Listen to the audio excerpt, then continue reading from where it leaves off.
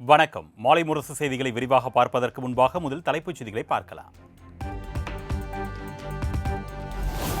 தமிழகம், புதுச்சேரி, காரைக்காலில் இன்று மிதமான மழைக்கு வாய்ப்பு.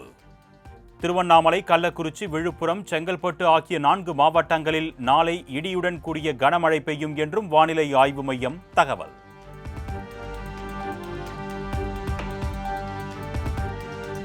தமிழகத்தின் பெரும்பாலான மாவட்டங்களில் நாளை முதல் வரும் 4ஆம் தேதி வரை கனமழை பெய்யும். சென்னையில் இன்றும் நாளையும் இடி மின்னலுடன் கூடிய லேசான மழை பெய்யும் என்றும் வானிலை ஆய்வு மையம் தகவல்.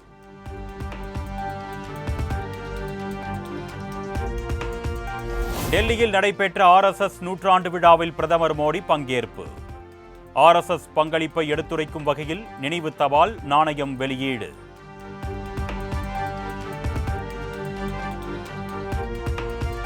RSS என்பது தீமையை எதிர்த்து உண்மையை நிலைநாட்டி நாட்டுக்கு பல சேவைகளை செய்துள்ளது.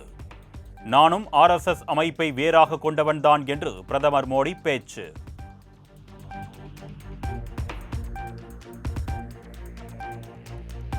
செப்டம்பர் மாதத்திற்கான GST வரி வசூல் 1.89 லட்சம் கோடி. கடந்த ஆண்டு செப்டம்பர் மாத வசூலை காட்டிலும் 9.1% அதிகம் என்று தகவல்.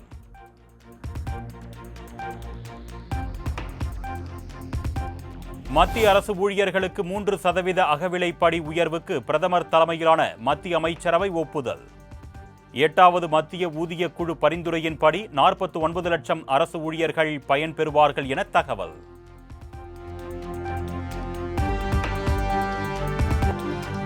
வங்கிகளுக்கான குறுகிய கால கடன் வட்டியான ரெப்போவில் மாற்றம் இல்லை. ரெப்போ வட்டி விகிதம் 5.5% தொடரும் என்று ரிசர்வ் வங்கி ஆளுநர் சஞ்சய் மல்ஹோத்ரா தகவல். ராமநாதபுரம் மாவட்டத்தில் 2 நாள் சுற்றுப்பயணம் செய்யும் முதலமைச்சர் பல்வேறு நலத்திட்ட உதவிகளை வழங்குகிறார்.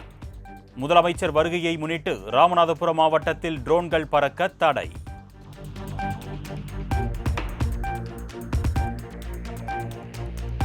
அரசியல் கட்சிகளின் ரோட் ஷோ போன்ற நிகழ்ச்சிகளுக்கு வழிகாட்டு நெறிமுறை வகுக்க தமிழக அரசுக்கு உத்தரவிடக் கோரிய வழக்கு. தினேஷ் என்பவர் தொடர்ந்த வழக்கு சென்னை உயர்நீதிமன்றத்தில் நாளை மறுநாள் விசாரணைக்கு வர இருப்பதாக தகவல்.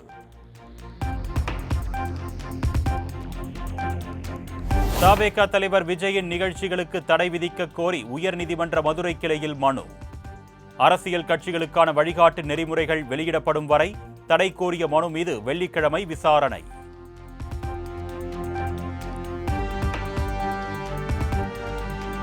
யாராலும் எந்த சூழ்நிலையிலும் ஏற்க முடியாத துயரமான கரூர் சம்பவம். இனி இது போன்ற ஒரு துயரம் எங்கும் நடக்கக்கூடாது என்று முன்னாள் அமைச்சர் செந்தில் பாலாஜி பேட்டி. நம்முடைய கரூர் மாவட்டத்தில் இந்த ஒரு துயர சம்பவம் என்பது இதுவரை நடந்திராத ஒரு துயர சம்பவமாக நடந்திருக்கின்றன. எனவே இனி வரக்கூடிய நாட்களில் இது போன்ற ஒரு துயர சம்பவம் கரூர் மாவட்டத்தில் மட்டுமல்ல, தமிழ்நாட்டில் எங்கும் நடைபெறாத அளவிற்கு அனைவரும் சேர்ந்து இதற்கான முயற்சிகளை நாம் முன்னெடுத்திட வேண்டும்.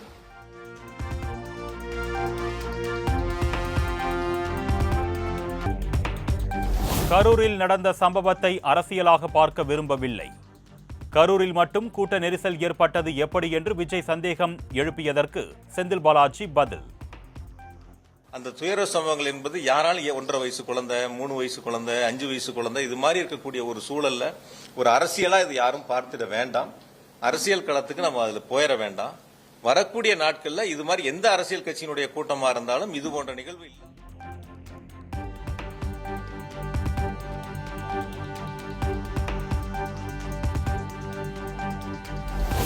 கரூரில் 12 மணிக்கு பரப்புரை என்று சொன்னவர்கள் 4 மணிக்கு வந்திருந்தால் கூட இந்த அசம்பாவிதம் நடந்திருக்காது. மாலையில் வேலை நேரம் முடிந்து வந்தவர்கள் அதிகளவில் கூடியதால் நெரிசல் ஏற்பட்டதாகவும் செந்தில் பாலாஜி பேட்டி. 4000 ஒரு 5000 பேர் இருக்கும். அப்ப அந்த குறித்த நேரத்தில் அந்த கூட்டங்கள் நடந்திருந்தாலோ அல்லது 12 மணிக்கு சொல்லி ஒரு 4 மணிக்கு நடந்திருந்தாலோ இது போன்ற ஒரு அசம்பாவிதங்கள் நடந்திருக்காது அப்படிங்கிறது பொதுமக்கள்.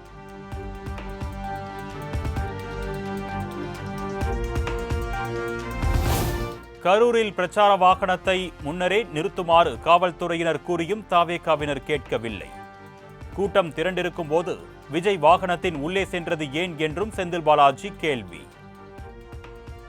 கூட எனக்கு சொன்ன வரைக்கும் காவல்துறை கூட்ட நெரிசல் அதிகமா இருக்கு, கொஞ்சம் முன்னாடியே நிறுத்தி பேசிடலான்னு அவங்க எடுத்து சொல்லியும் அதை கேட்காம பிரச்சார நாங்க நிர்ணயிக்கப்பட்ட இடங்கள்ல தான் கொண்டு போய் வாகனத்தை நிறுத்தணுங்கிறது பொறுமையா எடுத்து கொஞ்சம் கொஞ்சமா எடுத்து கொண்டு போய் அந்த இடங்கள்ல நிறுத்தினதா காவல்துறையினுடைய தகவல். அங்க இருக்கக்கூடிய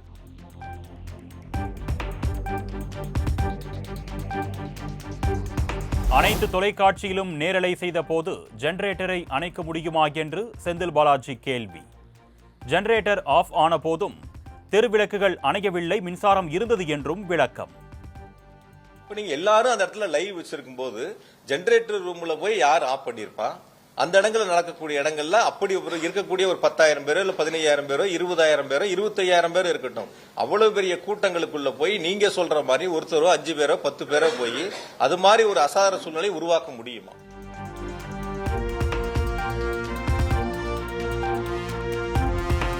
கரூர் வேலுச்சாமிபுரத்தில் காலணிகள் கிடந்ததை போல் ஒரு காலி தண்ணீர் பாட்டில் கூட இல்லை. குடிநீர் உள்ளிட்ட அடிப்படை வசதிகளை தாவேக்க தான் செய்திருக்க வேண்டும் என்றும் செந்தில் பாலாஜி பேட்டி.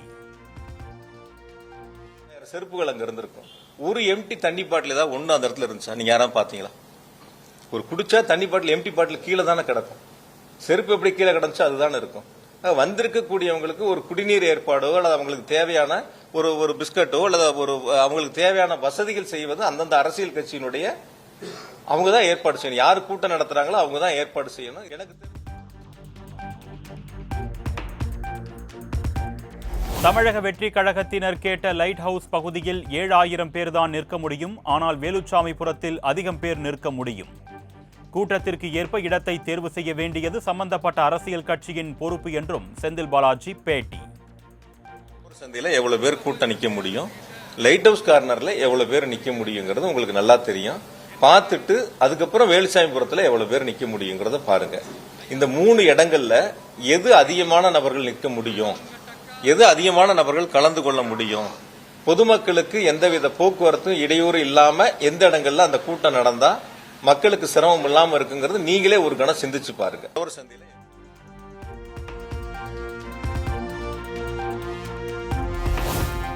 விஜய் பேச தொடங்குவதற்கு முன்பே அங்கு சூழல் மோசமாகி இருந்தது. விஜயின் கவனத்தை ஈர்க்கவே செருப்பை வீசி இருக்கலாம். சமூக வலைதளங்களில் தன் மீது அவதூறு பரப்பப்படுவதாக முன்னாள் அமைச்சர் செந்தில் பாலாஜி கண்டனம். சொல்லும் போது அல்லது உங்களுடைய பத்தி பாட்டு பாடும் போது செருப்பு வீச்சு வந்துச்சு. நாங்க இது சம்பவம் எப்ப நடந்துச்சு, செருப்பு வீச்சு எப்ப நடந்துச்சு, என்ன பத்தி எப்ப பேசினாங்க, என்ன பத்தி 16வது நிமிடத்துல தான் பேச ஆரம்பிக்கிறாங்க. தமிழ்நாடு அரசின் மீது இந்த தவறுகளை திருப்பி விட வேண்டும் என்ற நோக்கத்தில் இதுபோன்று சமூக வலைதளங்களில் ஒரு சாரார் பரப்பி வருகிறார்.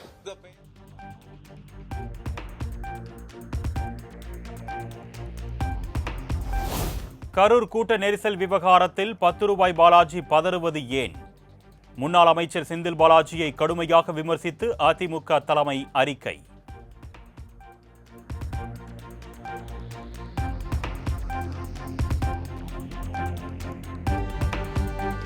கரூர் விஜய் பரப்புரை கூட்ட நெரிசல் விவகாரத்தில் அரசியல் செய்வது யார்? அனைத்து அரசியலையும் செய்து கொண்டிருப்பது திமுக தான் என்றும் அதிமுக காட்டம்.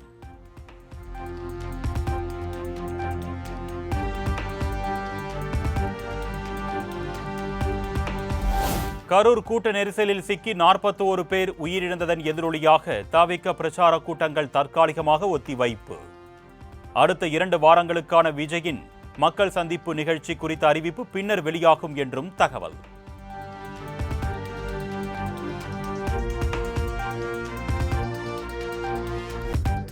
தவிக பொதுச் செயலாளர் ஆனந்த், இணை பொதுச் செயலாளர் நிர்மல்குமாரை கைது செய்ய தனிப்படை அமைப்பு. மத்திய மண்டல காவல்துறை தலைவர் ஜோஷி நிர்மல்குமார் உத்தரவின் பேரில் 3 தனிப்படைகள் அமைத்து நடவடிக்கை.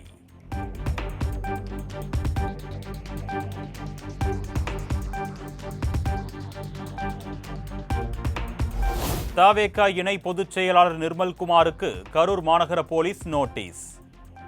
41 பேர் உயிரிழந்த விவகாரத்தில் தாம்பரம் மாடம்பாக்கத்தில் உள்ள அவரது வீட்டில் நோட்டீஸ் வழங்கியது காவல்துறை.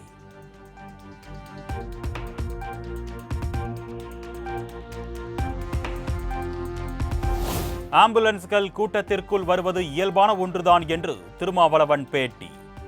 ஆம்புலன்ஸ்களை பிரச்சனையாக்குவது நாகரிக அரசியலாக இருக்காது என்றும் கருத்து. என்னங்க இது ஆம்புலன்ஸ் அனுப்பி என்னங்க பண்ண முடியும்?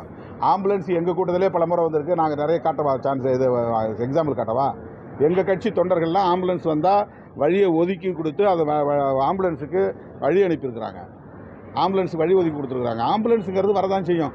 ஆள் இல்லாமல் வருதுன்னா ஆள் இல்லாமல் தான் போவோம். ஒரு இடத்துலேருந்து ஆள் இல்லாமல் போவோம். பிக்கப் பண்ண பிறகு தான் ஆளோட போவாங்க. கரூர் துயர சம்பவத்தில் திமுக அரசு மீது திருமாவளவன் நம்பிக்கை இழந்துவிட்டதாக பாஜக மூத்த தலைவர் தமிழிசை சாடல். கரூர் விவகாரம் தொடர்பாக உச்சநீதிமன்ற நீதிபதி தலைமையில் விசாரணை நடைபெற வேண்டும் என்றும் வலியுறுத்தல். நான் பதிவு செய்கிறேன். இன்னொன்று, திமுக மீது அவர் நம்பிக்கை இழந்து விட்டார் என்பதை காண்பிக்கிறது.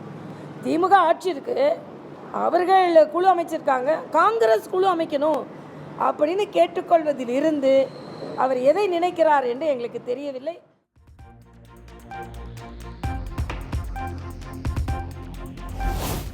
கரூர் கொடும் துயரத்தில் உண்மை கண்டறியும் குழுவை அனுப்பி அரசியல் செய்கிறது பாஜக. தமிழகத்தில் வேண்டுமென்றே பிரச்சனை செய்ய முயற்சிப்பதை மக்கள் ஏற்க மாட்டார்கள் என்றும் அமைச்சர் KN நேரு பேட்டி. எவ்வளவோ பிரச்சனைகள் இருக்கு, என்ன அதுக்கெல்லாம் அந்த ஆளுங்கட்சி அவங்க ஒன்றும் வந்து செய்யல, நிதி கொடுக்கல, கேட்டுக்கிட்டு இருக்கான். தமிழ்நாட்டு திட்டத்துக்கு கேட்குறான், அது கொடுக்கல. ஆனால் இதுக்கு மட்டும் 8 MP வராங்க. இது வரைக்கும் தமிழ்நாட்டில் இருக்கிற பிரச்சனைகளுக்கு பிஜேபி எந்த குரலும் கொடுக்கல. எங்கே இந்த மாதிரி இது வருதோ அதை தேடி பிடிச்சி இந்த கெட்ட பேர் உண்டானுங்கிறதுக்காக வராங்க.